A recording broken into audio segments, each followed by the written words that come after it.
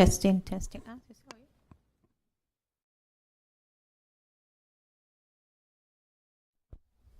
Test, test. Sí, pero acá no los oigo.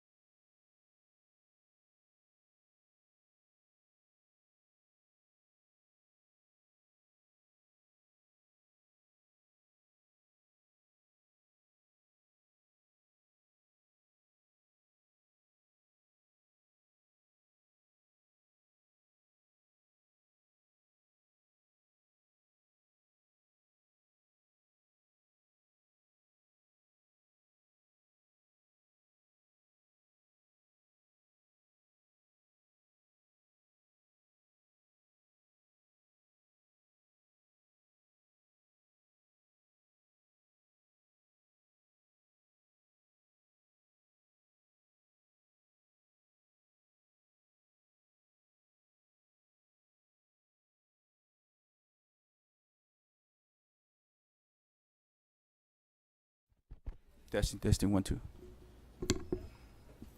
Okay. Good evening, everyone, and welcome to our special board meeting dated September 13, 22. A, opening items. 1, call to order. Ms. Burgos.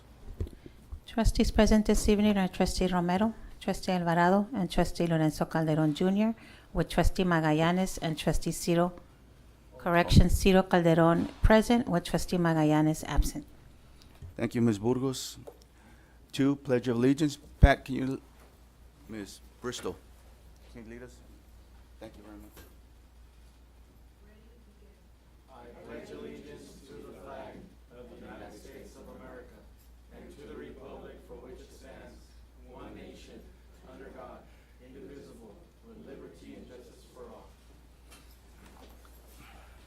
Thank you, Ms. Bristol. B, comments from the public. The board will take any and all comments from the public related to the sole item on the agenda. Do we have any, Ms.? No comments. Thank you very much, Ms. Burgos. C, action item consideration and action/approval of the following items.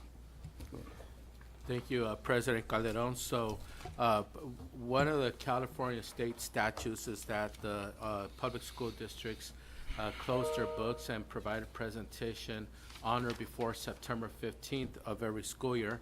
So today on September 13th, our CBO, Assistant Superintendent of Business Services, Ms. Maribel Paez is going to present our books for the board, our unaudited actuals, and we'll be providing a PowerPoint presentation with more information. Thank you.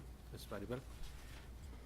Good evening, President Mr. Calderon, Superintendent Mr. Jimenez, Board of Trustees, and all the members of the public present tonight. My name is Maribel Paez, and I'm the Assistant Superintendent of Business Services. And tonight I'll be presenting the 21-22 unaudited actuals and 22-23 revised budget. As Mr. Jimenez stated, on or before September 15, the governing board of each school district shall approve in a format prescribed by the Superintendent of Public Instruction an annual statement of all receipts and expenditures of the district for the prior year fiscal year, which is July 1st, 2021 through June 30th, 2022. And this is per California Ed Code 4200. They are called unaudited actuals because all of our activity for prior year has not been yet audited, review and audit by our independent consultant firm.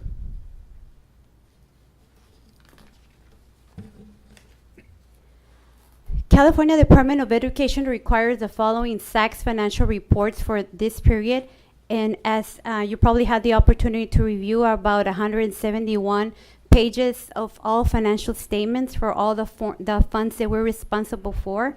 Our main formal one, which is our fund, general fund, those the financial statement had to provide all the financial statements, all the activity, all your revenues and expenditures, your liabilities, your accruals and inventory and everything related to our formal one. We also have our Form 08, which is for Fund 08, which is our ASB activity, or Form 11, Adult Education Fund, or Form 12, which is our Child Development Fund. We have our Food Services Cafeteria Fund, Form 13. We have our Form 14, Deferred Maintenance Fund. We have our Form 21 Building Fund, which is our Measure V and Measure Q, all the activity that happened on that fund. We have our Form 25 Capital Facilities Fund. That's the impact of all of our receivables from our developer impact fees. Or Form 35 County School Facility Fund. Or Form 51, which is a Bond Interest and Redemption Fund. And our Form 67 Self-Insurance Fund. Please know that all of our financial reports are heavily monitored and audited by our independent external auditors, which they will be here on our on-site final audit on the last week of September, starting with September 26th. We're gonna have our audit firm reviewing all of our activity, all of our expenditures, revenues, accruals, and all of those supplemental forms that are included with your financials. As well, all of our information is also approved by Imperial County Office of Education, ICOE, and or that file, which is all of our financial data, is also sent through our California Department of Education, CDE, for review and approval. In addition to all our financial statements for all of our forms, we also have supplemental forms and certifications and reports that we have to comply. We have our district certification for our unaudited actuals. We have our Form A, which is our average daily attendance. That's where you actually recap what it is actually your P2, your annual report, and your funded ADA. That I'm going to be explaining a little more on this when in my presentation. Form CEA, which is our current expense formula, and we have to spend at least 55% because we're a unified school district for budget on classroom teachers' salaries, and this is a requirement per ed code as well. We have our form categorical reconciliation, which is all of our restricted funding. We have to make sure that all of our revenues, expenditures, assets, and liabilities do balance. We have our GAN school district appropriation limit calculation where we're meeting. We have our schedule of allocation factors for support costs. We have our program cost reports, indirect cost rate worksheet, which is at 8.47 for our district for last year. We have our lottery also as well, where we report unrestricted and restricted lottery funds. And we have our No Child Left Behind maintenance of effort, or summary of interfund activities, or schedule of long-term liabilities, or schedule of capital assets, or special education maintenance of effort, which we are meeting, and our local control funding formula calculator, along with our technical review checks. Any questions so far? Any questions for now? No. The next slide is pretty much, this is one of the main slides of the presentation, which is our final numbers. How do we close the year? And this is a comparison. I'm comparing the estimated actuals versus our unaudited actuals. This is how we're closing the books. For example, let's start with the revenue. LCFF sources, there was a minor change from our estimated actuals to unaudited actuals of 122,000, and this is due to the LCFF final FICMAC updated calculator that was sent to all the districts, so it's a minor adjustment. We also have some changes on our federal revenue, and the majority of those changes are because of all of our categorical programs and ESSER 3 one-time funds carryover and reallocations to 22-23. So anything that, for example, when you close your books and at the end of the year, June 30, 2022, either you did not receive the materials, either there is projects that were not completing, or there was actually allocations that the sites were not able to spend, all of that money carry overs to 22-23. So those are the changes. Then we also have an state revenue, a small increase of 1.3, and this is due to the expanded learning opportunity grant and other one-time grants carry over to 22-23. We also had to do a journal entry for fair market value adjustment for Cashin County Treasurer. This is just a closing entry that it's going to be clear or reversed in 22-23, and this is per the new GAS 31 implementation. So that gave us a total of 6 million less than what we projected for estimated actuals. Overall, on your expenditure side of the house, the decreases are due to year-end carryover and unearned revenue adjustments. So everything that you carry over your revenues, you also carry over your expenditures. Along with that, it's also some savings for example, the certificated salaries, your savings from substitute teachers, extra duty stipends, and year-end adjustments. You also have some savings from substitute classified positions, extra duty stipends, overtime, and all of those non-positional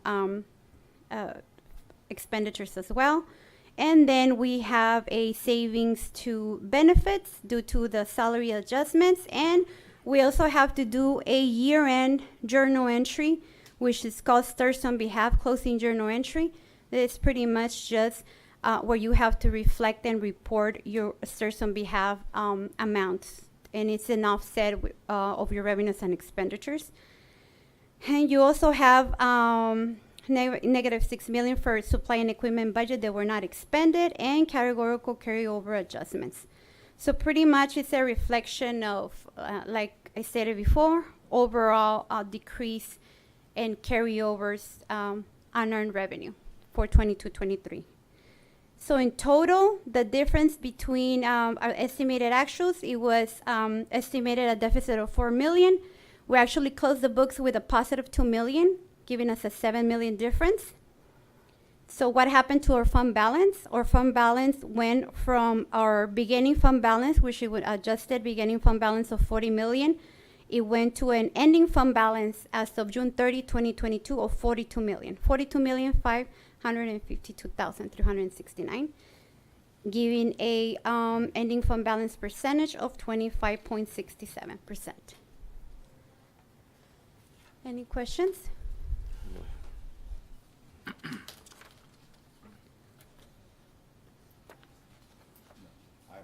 Okay. So when you actually close your books, you actually have to update your revised budget, which is your revision to our original budget. Now that you have your final numbers for your 21-22, then you can carry over all those categorical fundings, unearned revenue, everything through to the new year, which is the 22-23. So basically the changes there on LCFF sources was the 6.5. This was the COLA and base grant increases plus the ADA recovery calculation, and this is based on budget trailer bill after the governor signed the budget. We also have federal revenues of plus 5 million, and this is categorical program carryover and unearned revenue from 21-22. So as you can see, you have a negative in 21-22, and then you have the plus on the 22-23, which is the reallocation of carryover to the new year. Other state revenues, you have, we eliminated a one-time unrestricted discretionary fund based on final budget bill. And then the other major change was with legislation was the one-time funding for Learning Recovery Emergency Block Grant, Arts, Music, and Instructional Material Discretionary Block Grant, and expenditures have not been added for this since CD has not provided a lot of direction details on how the allowable expenses. Plus, we're working on an expenditure plan that has to be presented to the board. So that's how the revenue looks. It's a total revenue of, it changed from your original budget to revised budget, an increase of 17 million. Overall expenditures increased due to year-end carryover and unearned revenue adjustment from 21-22. So there you see for your salaries, reallocation of salaries due to increases of restricted revenue. The employee benefits, adjustments due to salary changes, and so on with the same with operating budgets.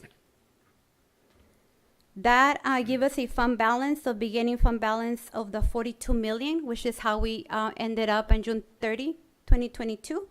That give us a beginning fund balance of 42 million with a revenue over expenditures for 22-23 of 147,000. That your ending fund balance increases to 42,700,000 for 22-23, giving us a 21.76% ending fund balance. Any questions on this slide? So I see that on the expenditures from the original budget to the revised budget is quite a bit. So why the change? Okay, so one of and you can see here, whenever you change your revenues, you can see here it's 17 million. You also reallocating your expenditures because there was a lot of carryover from categoricals from previous year. That carryover plus all the new time one funds that we're receiving, your new revenues increased to 17 million. So whenever you increase your revenues, you also have to allocate expenditures. So if you can see, pretty much it offsets those amounts. It's pretty much very similar. I'm talking from over here to over here. So I'm talking about these changes from over here to over here, where it says from original budget to revised budget. So why? Yeah, and all the reasons for changes are right here. That's what I've just explained it. We received that was my next question, is because of the raises and all that? So yes, for LCFS sources, we received based on the budget trailer bill when the governor signed the budget. When we built the original budget, we only had the May revision numbers. After the from the May to when actually the Governor Newsom signed the budget, it totally changed. So from what I project in an original and my revised budget now includes all the changes from legislation. All this is new. And that was something that I also presented for 45-day update because there was major changes from the May revise to enacted budget. There was major changes to the budget. So remember, when I put together a budget, I can only use the most updated information that I have at that point. So that's why I'm making all these changes now. Any additional questions? Thank you. Yes? Anybody else? No, thank you.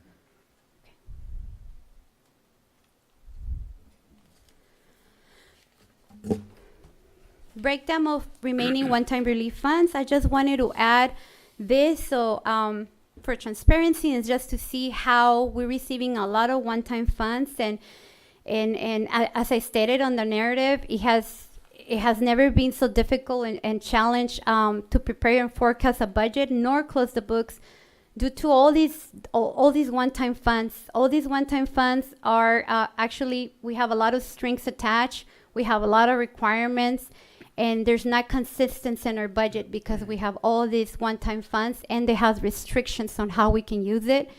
So I just wanna, for everyone to present that our budget 22-23 includes all these one-time funds and how we're breaking those one-time funds for all the other years as well.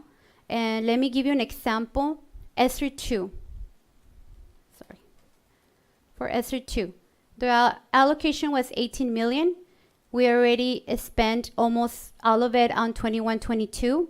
Now we have for 22-23 only 4.5 million left. And this is pretty much, it's already allocated for all the ACT one-time payment, the 4.5. Now we have, for example, ESER 3. ESER 3, we have an allocation of 33 million. That one, we are doing a breakdown of 13 million this year, 22-23, and then another 13 million for 23-24. And the main reason for this is one of the expenditure plan, ESER 3, and Ms. Risa Huerta Price is going to do an update on her expenditure plan for ESER 3. She's going to do a revision and update. It is included in 16 classroom, new building at the high school that it was already approved by CDE. So the construction, all of it is not going to be completed on 22-23. So we have to have monies available in 23-24. So that's how we're breaking down that allocation. And then you have all the rest of the one-time funds and how we're allocating those funds. The two last ones, which they're pretty new, we don't even have those resources on our Escape Financial software yet. So it was very hard to include expenditures. We haven't included expenditures. We're also working together. We're going to work together, business department with the project team, to really see how we can, to develop those plans that are going to be presented to the board for those monies. We're receiving the 5 million and the 16 million for the Learning Recovery Emergency Block Grant. But we don't have a lot of information yet on those two new grants. Any questions here? Are you getting any any guidance from ICOE regarding how to use all that money? Because that's a big chunk of money right there. Oh yes, when we have a CBO meeting every month, we have constantly a lot of communication to prepare all of this, to prepare a budget. We get support from ICOE. We get a lot of from School Services of California. We get a lot of also information from our independent consultant from Wilkinson Hadley King. We also sometimes have to reach out to CDE because of that complexity of allowable uses for one-time funds, and we just have questions. We have to reach out to CDE sometimes. So we work together. We're not here alone, and I prefer to do something right and reach out than just do it wrong. Thank you. Fiscal challenges ahead. Declining enrollment in ADA. We know that statewide we are facing, we have less enrolled students in California. Main reasons are lack of affordable housing, families moving out of the state. We have lower birth rates across the nation. We also, on top of that, have chronic absenteeism due to COVID pandemic. And I just wanted to show you a quick a table over enrollment when we really started to declining enrollment, 18-19. If we go back to 18-19 to now, it's close to 1,000 students that we have lost in enrollment. We have declined from last year. Last year, our enrollment was 8,563. We are at, and this is as of 9/6, we were at 8,251, and I know we are increasing some of this number, as I know that the software. Yeah, No, I and mean, so it's not Synergy. 8,321, so we're constantly, adjusting our numbers. We just opened that, I shared with the board previously, an additional kindergarten class at Dual, because we are seeing an increase in enrollment in our primary grades. Some of our schools are completely maxed out, they're at complete capacity. And so we have gone from 8,251 as of 9/6 to 8,321 as of today. And it's an average. It's still with that amount. We are decreasing around an average of 250 students every year. The average daily. So one thing that we cannot confuse is enrollment versus ADA, or average daily attendance. It's that's how we get funded. Luckily, the state really has supported us and given us a lot of the 3-year average rolling of your ADA. They have also increased our ADA relief, which is they're letting us use the 1920 yield of absenteeism, which was about 95%, and last year it was like about 85%. So they're giving us all that support to the districts. But for example, just to give you, just so we know, for 21-22, our ADA for P2 was 7,573. And we actually got funded 8,652. That's amazing. It's just so much support we're getting from the state. So that's great news for us. For 22-23, the same thing. We are actually being funded at the 8,517, and our P2 estimate for 22-23 is going to be again about 7,529. Any questions on our declining enrollment in ADA? No, I mean, that enrollment looks a lot better than what we were told last year. I think last time you said it was 7,900 and something. And Compared to where we're at right now, I mean, it's a big jump. I understand that the state is, doing the average for the 3 years and stuff like that as far as that goes. But the thing that I had a question was that P2 estimate for the 22-23, how do we come out with 7,529.83? Correct. So if and I can go back to my notes, but if I said 7,900, that was the projected ADA on that particular year. So it's actually not 7,900. Or P2 ADA will actually be 7,500. Luckily, we're not receiving those funds. We're actually receiving way more because of all the support that we're getting from the state. But the P2 estimate, how do we come out with that number, 7,000? The P2 is correct. This number is correct. Or attendance P2 report, it's 7,573.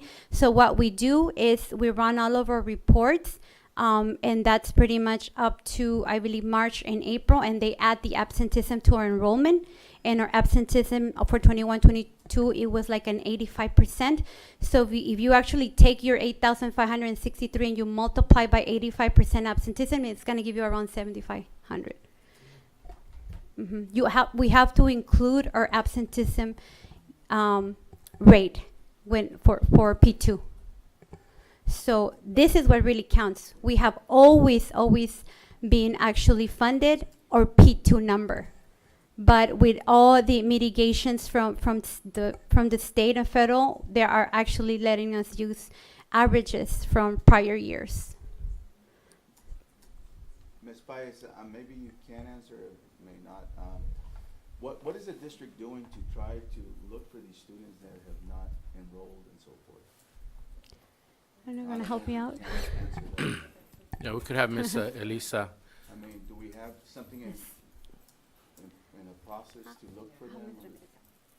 Good evening, Elisa Ramirez, Assistant Supervisor Services. To answer your question, Mr. President, is that at the beginning of the year, we get all our students back in the system, and we have the first 5 days, our attendance clerks are making phone calls and ensuring or trying to locate the students that don't show up for day one. So for the first 5 days of school, they're diligently calling and making calls because we have to, and we have a process with the calls, they write down the notes and then they upload it into a system. We have to identify where the student went, whether they went back to another state or whether they went to another country, like going back to Mexico, or if they moved to another district. So we have to identify them, because if we don't identify the student, then it counts as a dropout for our numbers. So the first 5 days, that's what we do. We trained all of our attendance staff and our principals in the enrollment procedures. I don't think that's the question that he's asking. I think the question that I also have is, we understand that process. What we want to know is, well, at least what I want to know is, what is it that the district is doing to actually reach out? The other day, you guys mentioned something about a letter or something like that. Well, you don't send a letter, the doctor doesn't send me a letter saying that I'm sick. Oh my God. If you guys are mad at me, just let me know. Don't shut me out like that. Did it break?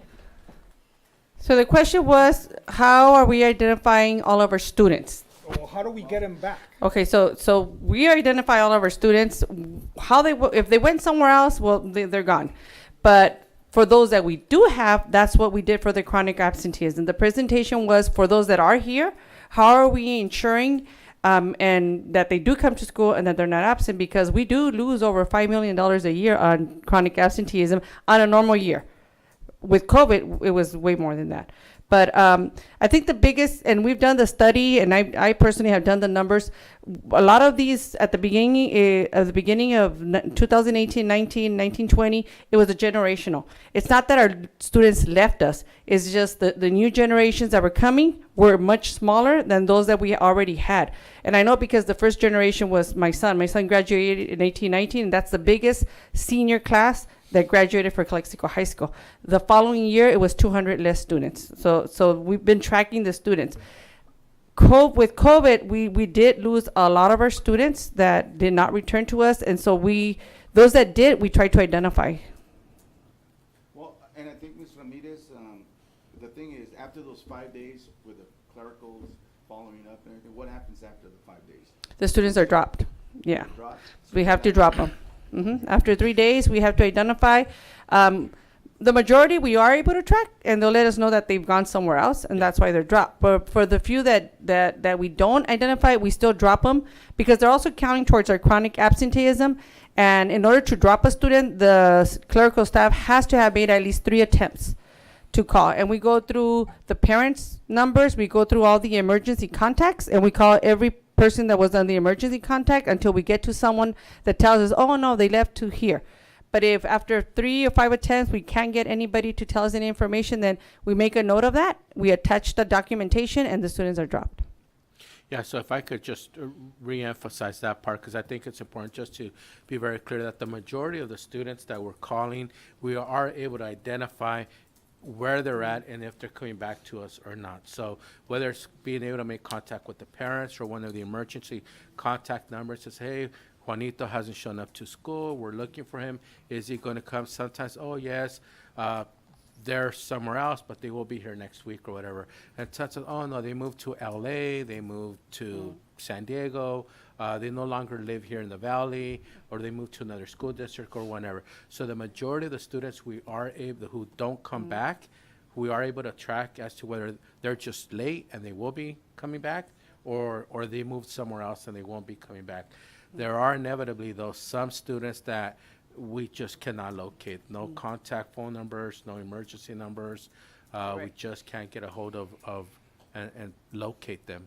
And so, you know, these might be students who live somewhere else, who moved somewhere else, and they didn't have, any contact information with the emergencies or what have you. But the great majority, we do know where they're at and if or not they are coming back to us or not. Are we allowed to, well, as a district, do you have somebody that can go to their houses? Are we allowed to make, house calls, or are we still, is that under COVID still where it's not No, safe? no, we do have home visits. That's part of our SARB. We're also working, because in one of those grant funding that we had, we also are looking at child welfare specialist. And so right now we're in the process of writing the job description, and then eventually we're going to be meeting with CSEA to go over the job description and have their approval before we bring it to the board. But those individuals are going to be assigned to our chronic absenteeism students, and they will be on top of those students, calling home, making home visits to ensure that those students start coming to school. So those are part of another plan that we have. So that'll be coming to you hopefully in the next month or two. And there's there's different factors, right? So there's the factor of the already existing student who has chronic absenteeism, and we need to get them to come to school more often than being absent. And then there's the enrollment students who are enrolled but never show up, and then us trying to reach out to them and finding where they're at, bringing them back to school if they're still here, or identifying them that they're no longer here, and then at that point, because so that's what the majority of kids. Very few are actually the ones that we never know anything about at all. Correct. Almost every day we have what we call the enrollment app, and in my office every week Eugenia runs the report. So that's why our number differs from 9/6 up to now. Our total number is 8,335. Because the ones that Superintendent Jimenez mentioned were those that were not in independent studies. Those are actual in person. But in independent studies, we have about 14 students. So add to that, it's about 8,335 that we're at right now. Do we have parent liaisons at each school? We have parent liaisons at the junior highs and one at the high school, right? One at the high school. Okay. Two junior high and high school. Yeah, where I work at the parent liaisons is doing exactly what you're saying. Yeah. After we have, it's 10 days for us. Yeah, they're making the calls So and they doing start visits. making the phone calls, the principal and the parent liaison, they go to the, but I don't know how the COVID laws apply So- because the home visits and things like that. We're back to in person, even for our home instruction. Our teachers are now going to the homes to do the home instruction. Okay. Perfect. If I recall correctly, last week you said that the courts are reluctant to get involved, right? Yeah, so part of the SAR process is they want us to be more proactive and educating our families and our children than punishing. So that's why we're having all these interventions and we're doing all this, interventions, because even if we were take it to the district attorney, they'll come back and say, like, you haven't done enough, Yeah, based So- on what I'm seeing, you're doing everything possible. We're trying to be as proactive And- as possible. And I commend you for that. Then, well, thank you, because it's our team out there in the offices making all the chasing of these families. Yes, thank you. Thank you. With the, One more question, Maribel. On the P2, you said it was 15%? That's how you came up with the number? 85%. Well, it's an Eight- average, but I know 80 that the average, more or less, it was about 85% absenteeism for 21-22. So the whole P2, it's a software that actually runs all the attendance for all the schools. And at the end, the capture number was 7,573 when you add the absenteeism. Okay. Mhm. And Mr. President, just so you know, where I work, I know it's double the size of here, but we have a fully staffed CWA office, child welfare and attendance. That you have one administrator, 3 counselors, and about 4 or 5 clerical staff, and all they do is this. That's all they do. They go and call, and again, we have talked about freezing a higher freeze. However, we shouldn't put a number sign on the education of our students. Every student that we bring back is one less student that we have to go chase around once they graduate from high school or when they don't graduate from high school. So you can't really put a dollar sign on that. So, and for us, over there, CWA really works. So just so you know. And then additional challenges are we continue, just making an effort and work together with our labor unions and to try to come out with, fair for health and welfare benefit rates for upcoming years. We also have our unfunded programs, that is a general fund contribution to our special ed education. We also have a routine restricted maintenance, and we have to actually contribute 3% of our expenditures. So just as an example, for 21-22, our contribution for all of these restricted programs is 12.6 million. For 22-23, it's going to be about 16 million. So it's something to consider as well. And in addition, we have our workers' compensation rate increases. I know that we also are looking into this matter. We are working together with our liability insurance to try to mitigate or lower our workers' comp rate. So we are working on this. Pension employer rate increases. We know that that's another one for call stars and call pers. And we all know that we're also facing inflation.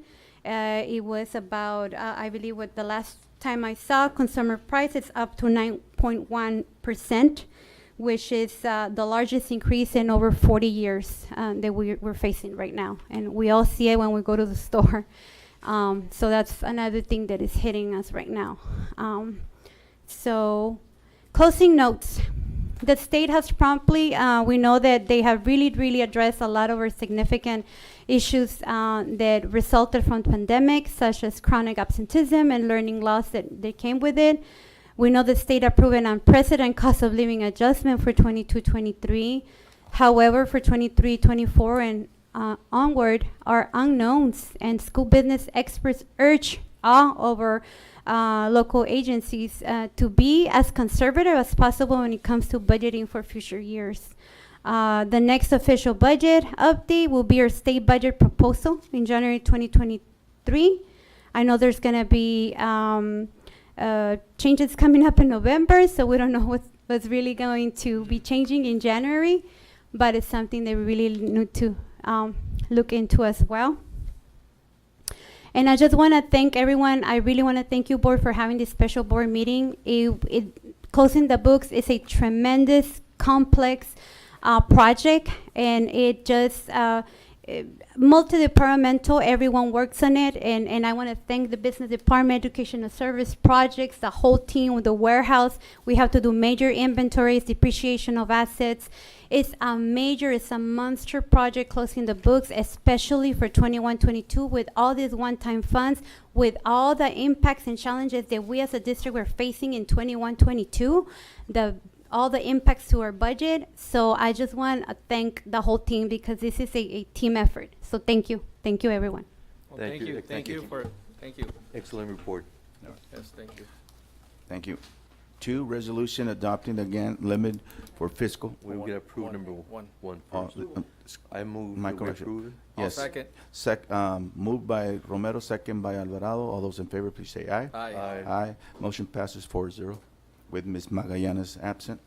2, resolution adopting the grant limited for fiscal year 2022-23. I move to approve. Moved by Second. Romero, second by Calderon.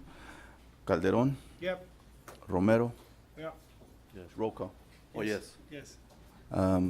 Alvarado, Yes. Calderon, yes. Motion passes 4-0 with Magallanes absent. D, adjournment. So moved. Second. Moved by Romero, second by Alvarado. All those in favor, please say aye. Aye. Aye. Motion passes 4-0 with Magallanes absent. Thank you. Thank you. Good night, everyone.